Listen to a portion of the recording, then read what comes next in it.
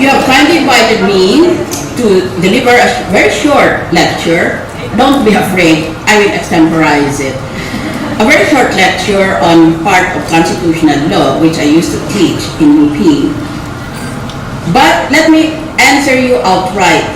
There is no hope for charter change or constitutional amendment during the administration of President Pinoy Aquino, because he has already reportedly told media that it is not a priority in his last 3 years in office.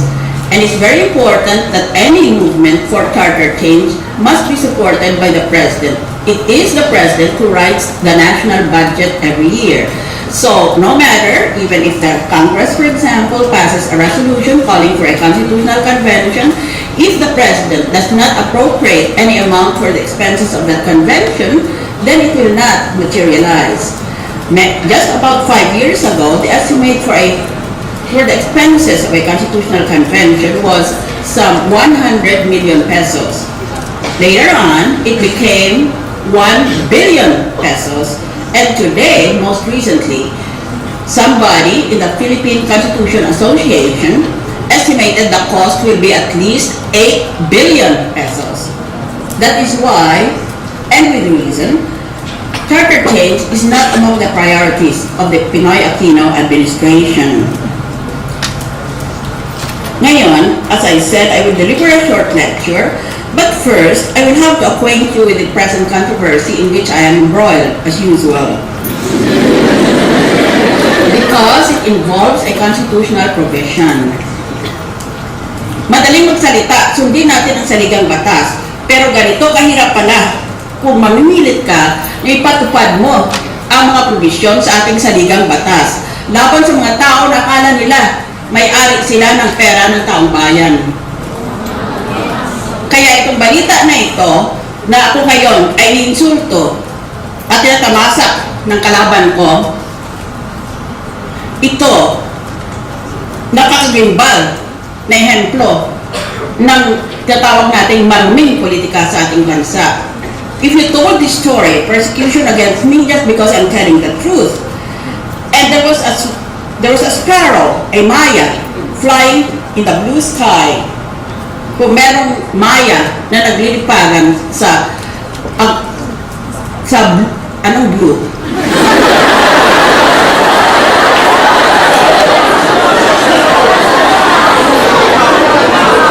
Sa bughaw, nakalangitan, naglipat-liparan siya at makanta. At nakasalubong niya ang eagle. At sinabihan siya ng eagle, Maya, alam mo ba na sinabi ni Miriam ang totoo at ngayon ay inatake siya? That sparrow will be so stunned, mahihilo siya kaagad at mahulog sa kalupaan. Ha? Maging nun ang reaksyon ng ibon na yon. That bird will be so stunned, magimbal siya sa narinig niya na mahihilo yan sa gulo ng isipan niya at mahulog yan halos patay na sa lupa. Ganon ang ginagawa ng mga politiko. The constitutional provision involved here is found in Article 6 on the Legislative Department, particularly Section 25, paragraphs 5 and 6.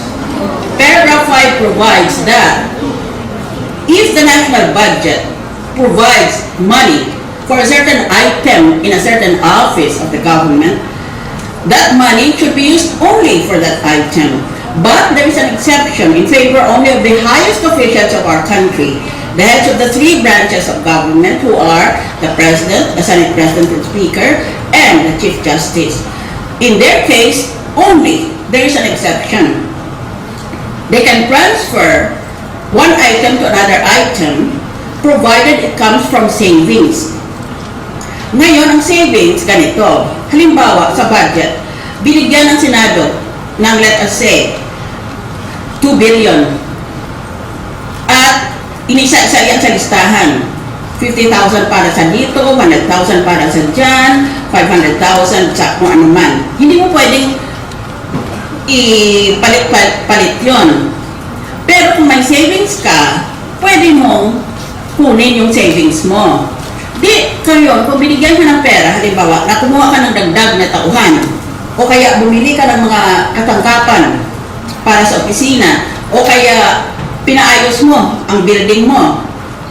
And by the way, the Senate has no building of its own, despite my advocacy over many years. We are paying rental to the DSIS.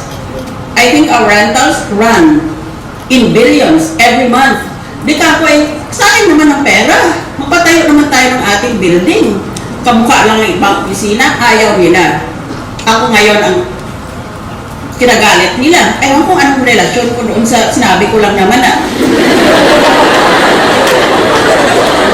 yung mga kalaban ko niyan, puno-puno na ako sa kanila. Inaon ko sila mag-debate kami dito sa CEO.